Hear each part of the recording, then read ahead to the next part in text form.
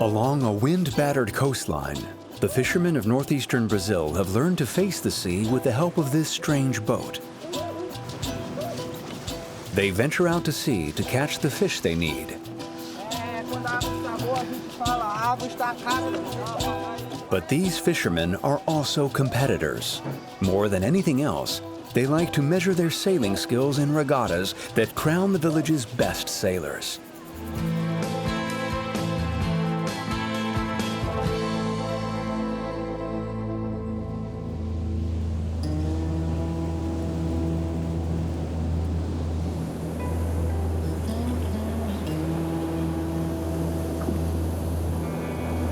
Take the boom. Bring it here.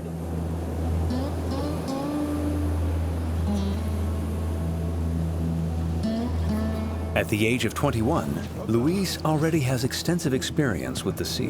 Get the shocks. A fisherman like his father and grandfather before him, he embarks every day on a jangada, a boat typical of this Brazilian coast, the Portuguese translation of which means raft.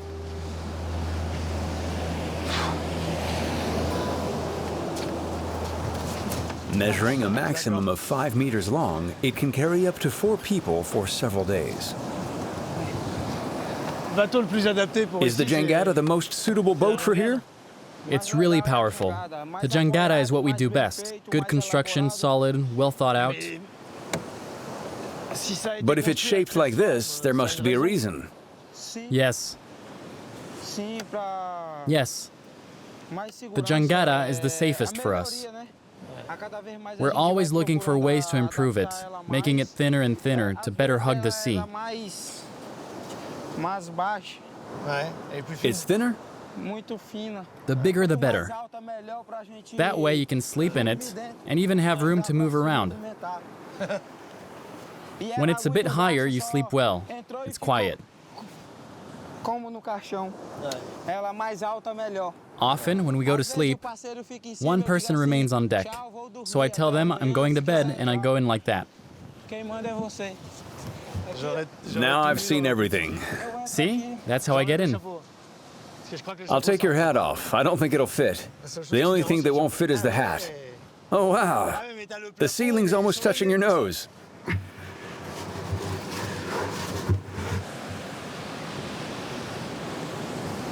And you put 4 people in there. Bye. Bye. Strong, consistent winds blow along the coast. Here, the sea is rough and often dangerous. Those who venture out must have good nautical knowledge. Above all, they must master the handling of these jangadas, slender boats that are very efficient at navigating the waves. Those who succeed are called jangadeiros. They live in the northeastern part of Brazil. Luis resides in Canto Verde, a small village of 1,000 inhabitants that's home to a large community of these fishermen. I'm learning something because I had no idea that this improved sailboard could perform so well. Now you're on the right track. You've got a system to help you with the rudder. You hold on with the tip and steer there. Oh yeah, that's good, it's easy. I'm trying to see because I don't have any direction. Wait, let me take a look around. Because right now I'm heading for the open sea, for Africa. How far can you go with this jangada? Can you go all the way over there? Yes, it can go very far from the coast. Actually, the jangada can go as far as the fisherman is brave enough to take it. Could be 15, 16, or even 20 kilometers. Oh, okay. That's far.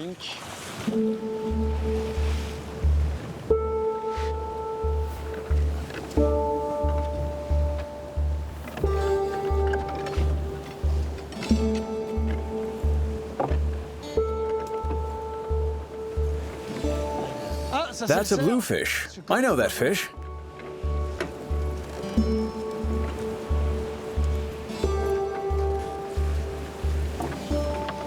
Oh, a hermit crab.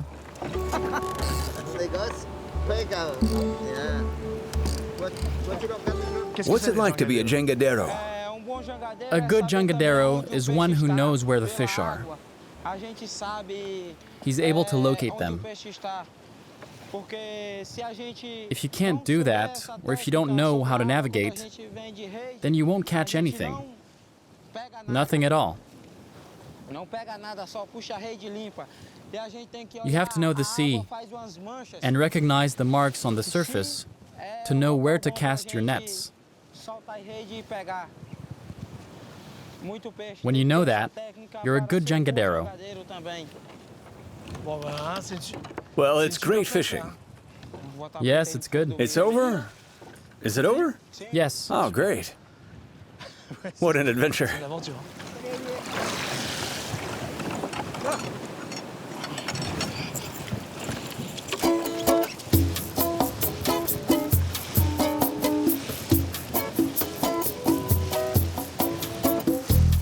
That's nice. It's physical. It's super fast.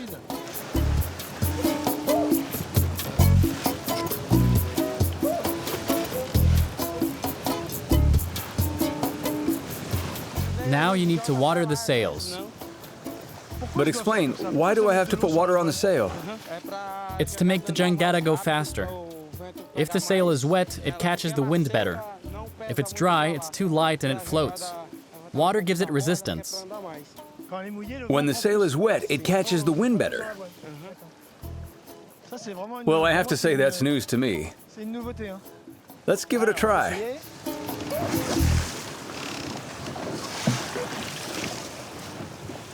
Not bad for a beginner.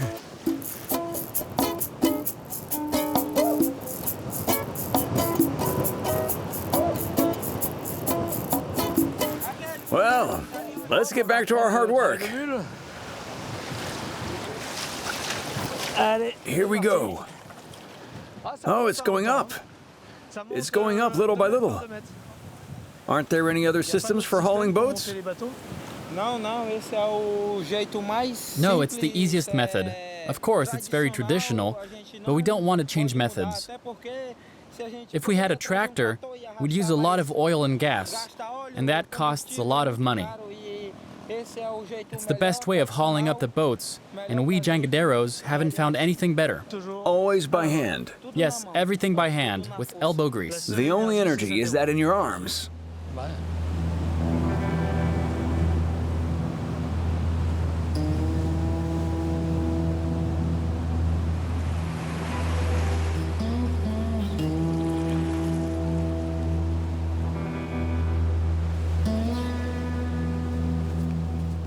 When the sun sets behind the dunes, most of Canto Verde's jangaderos return home. They take the fish they've caught back to their families. Is this your house? Yes, this is my home. I live here with my family, my father, and my 3 brothers. Just over here? Here? If you'd like to come in and meet my family, this is the way. Sure.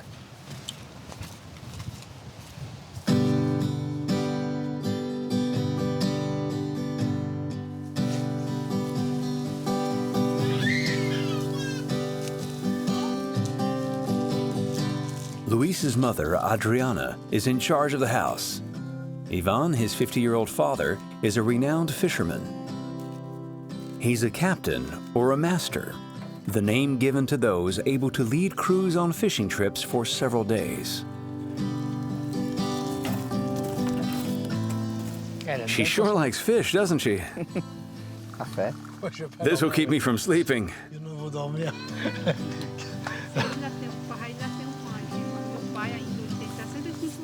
At 21, Luis is already married with children.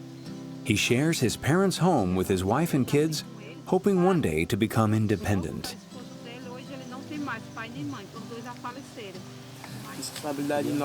I'd like to become a captain so I can sail as much as possible. But I need to have enough knowledge and experience to gain the trust of those I'm sailing with. I think I can do it. but I have to be determined and keep moving forward if I want to become a crew master. Is it hard to see your son taking your place, your position? Yes, because first and foremost, it's a big responsibility for me. I have to teach him properly so that he does things correctly, so that he doesn't hurt himself or have an accident. It's all a matter of trust. He has to be able to rely on his knowledge, and I have to be able to rely on him. All of that can't be done in a day. We have to proceed carefully.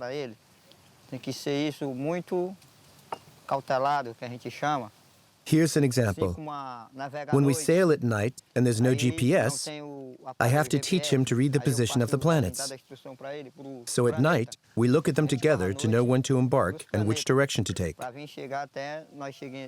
If I don't share what I've learned with him, all my knowledge about the positioning of the planets and the cycles of their light, then the consequences for him and his crew can be serious. If he can't find his bearings, he could easily get lost at sea, and that could be very dangerous.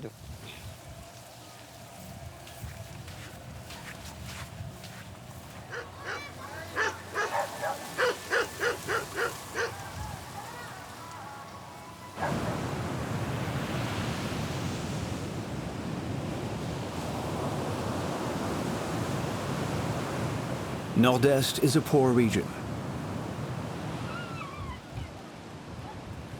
Ivan's family lives on the little money they make from the sea. Trophies won in regattas are often the only decorations in the houses. They're on display for all so that everyone can immediately see the value of the sailors who live here. In the culture of this fishing people, the winners of these competitions between jangadeiros are respected and esteemed. You see this trophy?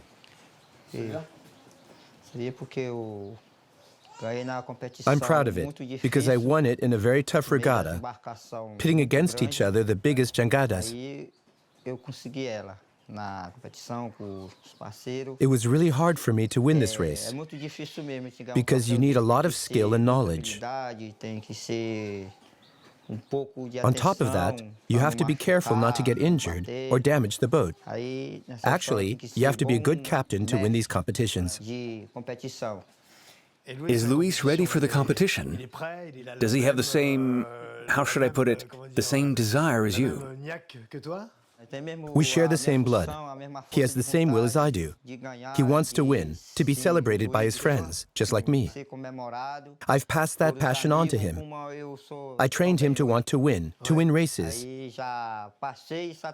We share this passion for winning that runs in our family, even in everyday things. When we take part in competitions, we know that others will be watching, that our friends will be coming from afar, and that there will be plenty of people to support us and be proud of us. We can't let them down.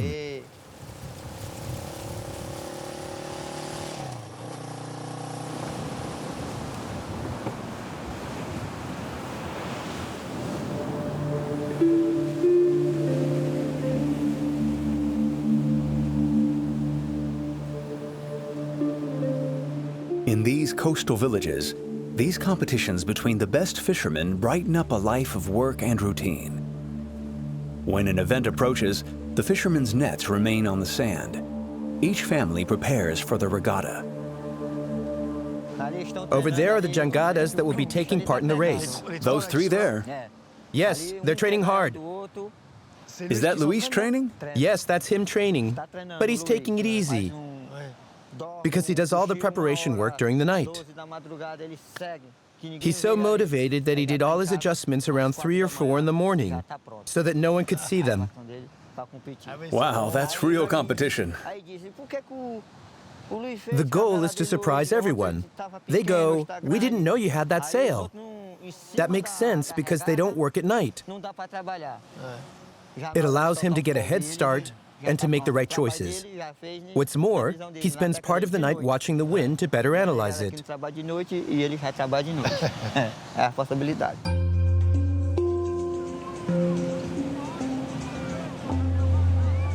Little by little, boats and crews, who until then had been training, gather on the beach in preparation for the regatta that's about to begin. Sail selection and rig adjustment are well-kept secrets that will give an edge to the very best. Around the boats, friends and advisors bustle about. It's not stable enough. Each family has its champion and everyone hopes he'll win. For Luis, the pressure is considerable and his mood is suffering. This needs to be better attached. See, it's not even straight. Guys, this is amateur work. A few minutes before the race, the crews wait for the draw. The order of the boats on the starting line is decided by chance. The stakes are high. This time I'm choosing the right ticket. A bad position makes victory almost impossible. Well, I guess it's not that bad.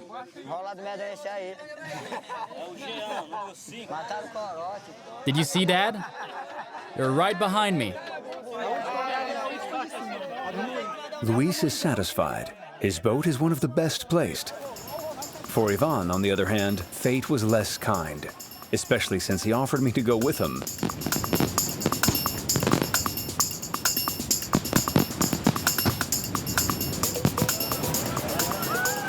With 3 of us on board, we're heavier than the others, which takes away any chance of victory. Right from the start, Luis's boat is well positioned.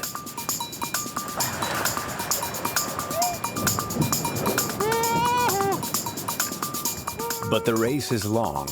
It lasts almost 2 hours. Competitors must make 2 passes around these black-flagged buoys. Carried along by a 20 to 25 knot wind, crews need to control their speed and tack as close as possible to the buoys to avoid falling behind.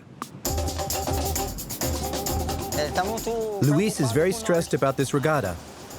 He knows that I, his father, am one of the best champions among the jangadeiros, and he wants to be better than me. He wants to show me that he deserves to become a captain, because he's an athlete and makes the right choices. He doesn't want to fail. Despite his good start, Luis makes a mistake. On the last lap, he tacks too far away from this buoy. He's caught, then overtaken by an opponent. He's now some 50 meters behind the leader.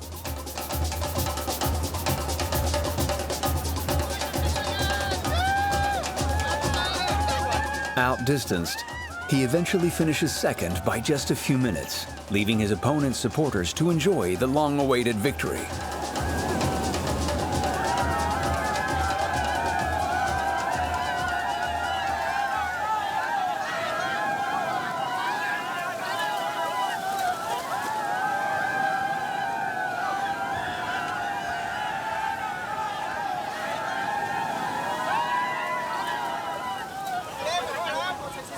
You messed up.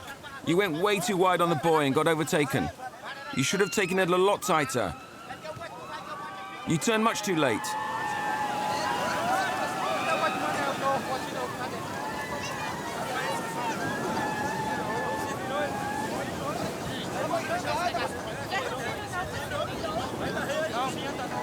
Hey, Luis! That way he learns to lose. That's not bad either. I'm very familiar with second place. Well, better luck next time. We're already preparing for the next regatta with high-level contestants. It'll be in 2 months' time.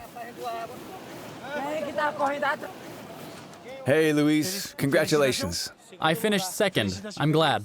Yes, you should be. Now your next challenge will be to come in first. If you'd won, you'd be bored. I'm happy because my boat was smaller than the others. Well, you were too high in relation to the buoy. You were there. No worries? Are you okay? And how did you do? I won, in that I brought up the rear. Well, I finished ahead of you. I won in that I learned. I learned with your dad. Come on. Come on. I'm happy. Really? I am.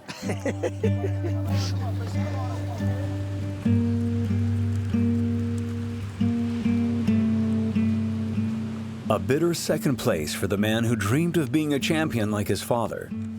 But he also knows that at the age of 21, the future is open wide. Luis is one of the best sailors in the village and undoubtedly one of the next masters. He'll have plenty of opportunities to show everyone what he's made of.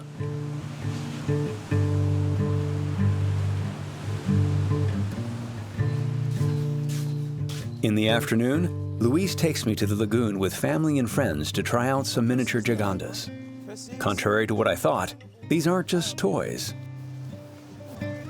How does sailing the smaller jangadas help you with the bigger ones afterwards? With these small models, you learn the basics.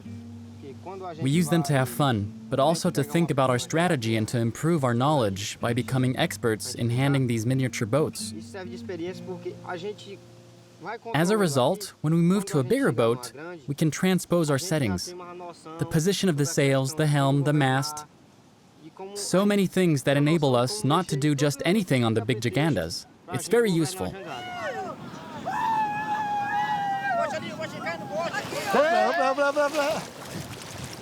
Gotta pay attention. When I do this, go!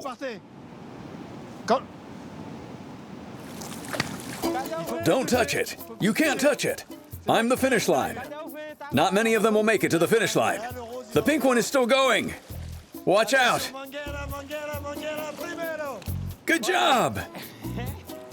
So it's the pink one first, the little one second, and Luis third. Yeah, everyone made the podium, but the pink won. My boat overturned. Congratulations. My boat overturned. You can make all the excuses you want. I was only the finish line. Oh, that's nice. Is competition part of your training, part of your life on the boat? Yeah. Competition. There's always competition. Yeah, always. Fishing and competition. Yes, fishing and competition. When you go fishing, you might think there's no competition, but that's not true. You're always wondering which jangada is going to be in front and who's going to be behind. You can't help thinking that one is better than the other. There's always a little... That's something that never changes. Got it. Why is competition so important to you? Because when you win regattas, you get recognition. The more you become a champion, the more you're called upon to race in other villages. You start out on a small jangada, and if you win a prize, you can get a better one and become more and more famous.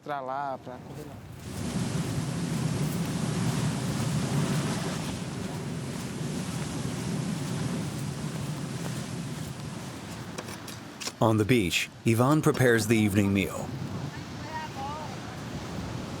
He knows that in a year or two, his son Luis will take command of a boat, whether he won this last regatta or not.